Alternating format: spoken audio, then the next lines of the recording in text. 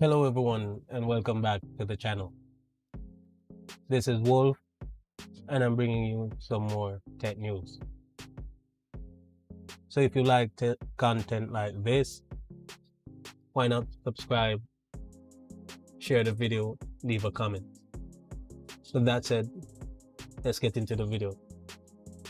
So our first story for today is some great news. TSMC is ahead on their 4nm production by a whole quarter. So yeah,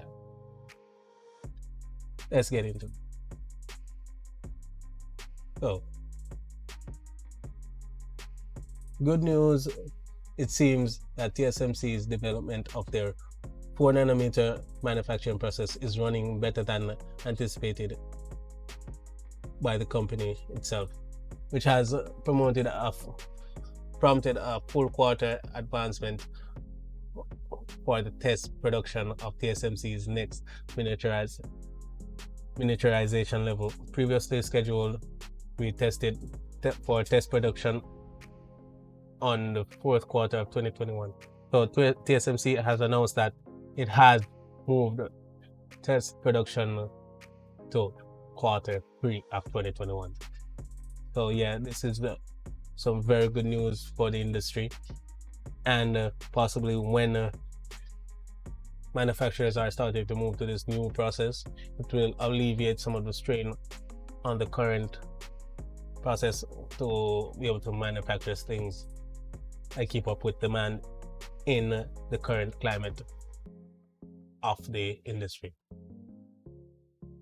So yeah, good news. Next, some good news for AMD. AMD breaks 30% CPU market share on the Steam hardware survey. So yeah, the Steam hardware survey isn't an all-encompassing thing that is used to measure actual market share. It's just consumers who actually have Steam installed on their systems that this is measured from. So the majority of systems on Steam that are recorded are Intel, mostly because of previous builds and mostly because you can get budget used Intel CPUs that perform well on the market, on the used market, I should say. But it's good to see that AMD is making strides enough to at least break 30% of the CPU market on Steam.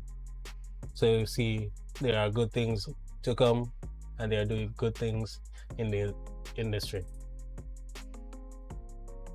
So next, not so much good news with Alienware. Dell, to be exact.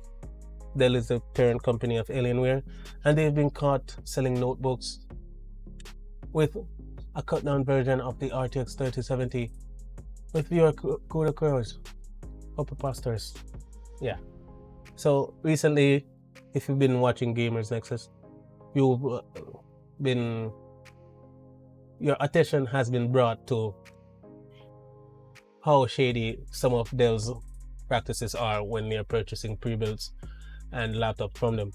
They hide hidden fees in the selection list for the machine you're planning to buy, and if you don't look closely and just desperate to get a machine, you'll be tricked into purchasing a machine that comes with a subscription for maintenance. You don't pay for it for the first month, but every month after, it will be starting to charge your card. So enough of that. So the Alienware M15 owners have discovered that their RTX 3070 is short over 1,000 CUDA cores when they should have gotten 5,100 CUDA cores. That is the standard for the mobile version of the RTX 3070 GPU.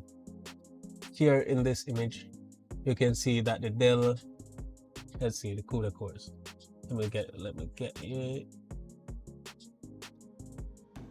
Okay, here you see unified shaders here is 5120, and in this next image you see the difference here is that it's gone down to 4608.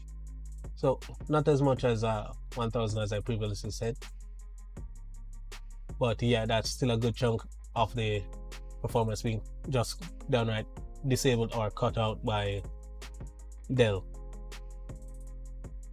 And even reporters like sites like videocars.net is covering this, because it's a whole 10% of the GPU's capabilities have been just cut out, and you're not getting the full thing that you paid for. Real shady stuff going on with Dell, and they need to fix this. Next, some lighter news. Performance for the RTX 3070 Ti has been leaked. The CUDA performance and the OpenCL performance. So yeah, let's see if I can find these numbers. So yeah, here it is. Their OpenCL performance, you get 155,763, and for the CUDA performance you get 158,616. So that's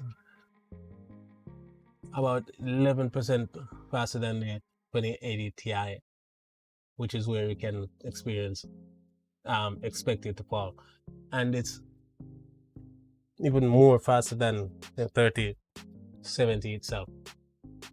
So yeah guys, this might be a beast of a GPU, but if you can't actually get it, what is the point?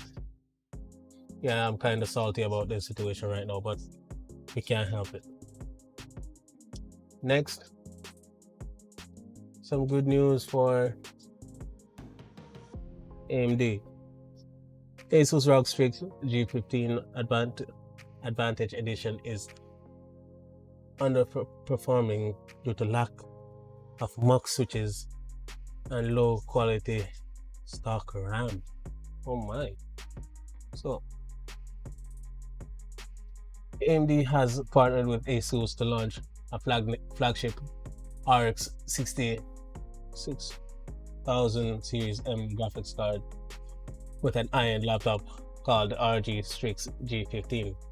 Exactly, this notebook has been sent out to many reviewers for a quick review and promotion of AMD's grand return to the high-end laptop graphics. So yeah, not so much good news, but bad news. I didn't pre-read the article, sorry about that. So yes, and from multiple reviewers testing, the stock RAM, which you see here, is a 2 by 8 gigabytes of single rank DDR4 3200 speed CL22 RAM versus the new one, same with the same specs, and I don't understand why it gets better performance with the new RAM, so much as you can see here by their graph, it jumps up exponentially more with the new RAM in it. So I'm wondering if it's a cost saving measure that they went with this type of RAM instead of something more advantageous. Yes, bad fun. Next, AMD Radeon Pro W6800 to be the first Navi 21 graphics card with 32 gigabytes of VRAM. So yeah, this obvious by the Radeon Pro nomenclature.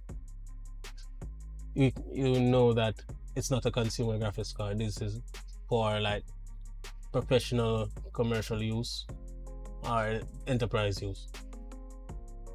Here you can see it doesn't even have the regular display outputs. This is a well, mini display port, I believe, and up to 6 of them. So, you know, like when you go into like fast food places and they have the monitors with the menus on them, they're basically powered by video cards like these. Not of this performance, maybe, but a pro enterprise or commercial version of the consumer cards that we normally have in our systems. So you can see the maximum frequency is at 2544 megahertz, so that's 2.5 gigahertz, 32 gigabytes of VRAM,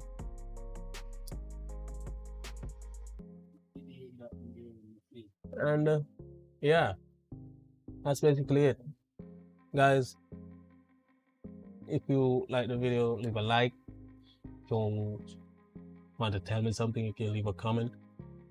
Share the video, let others get to know the channel. This is Benul, and I'll see you in the next video.